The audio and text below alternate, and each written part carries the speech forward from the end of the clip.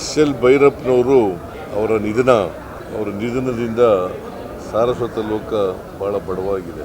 ಅವರು ಸುಮಾರು 25 ಕಾದಂಬರಿಗಳನ್ನು ಬರೆದಿದ್ರು. ಮೈಸೂರಿನಲ್ಲೇ ಹೆಚ್ಚು ಕಾಲ ಇದ್ದರು.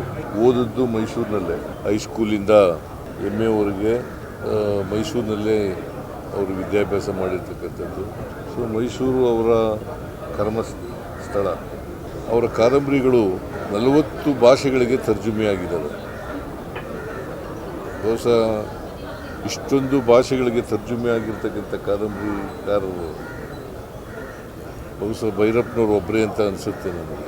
ಭಾಳ ಓದುಗರನ್ನು ಸಂಪಾದನೆ ಮಾಡಿದರು.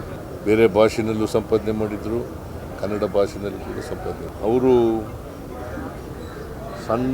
ಸಣ್ಣ ಹಳ್ಳಿನಲ್ಲಿ ಹುಟ್ಟಿದ್ದರು.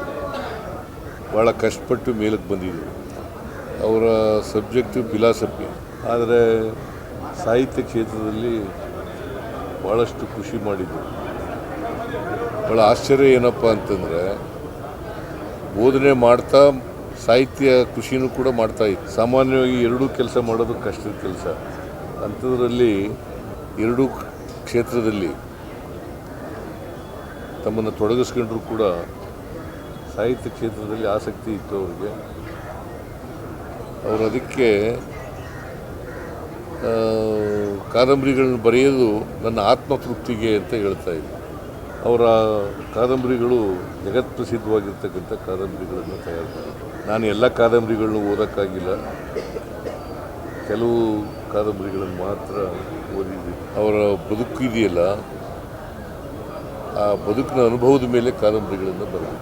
ಸೊ ಇವರು ನಮ್ಮನ್ನೆಲ್ಲ ಅಗಲಿದ್ದಾರೆ.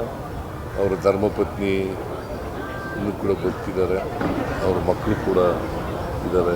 ಒಬ್ಬರು ಮೈಸೂರಿನಲ್ಲಿದ್ದಾರೆ, ಇನ್ನೊಬ್ಬರು ಲಂಡನ್ನಲ್ಲಿದ್ದಾರೆ. ಈಗ ತಾನೇ ಅವ್ರನ್ನ ಭೇಟಿ ಮಾಡಿದೆ. ಅವರ ಆತ್ಮಕ್ಕೆ ಚಿರಶಾಂತಿ ಕೋರ್ತಾ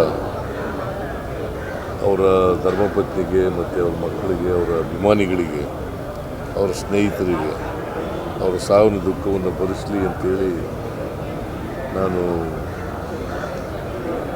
ಹಾರೈಸ್ತೇನೆ.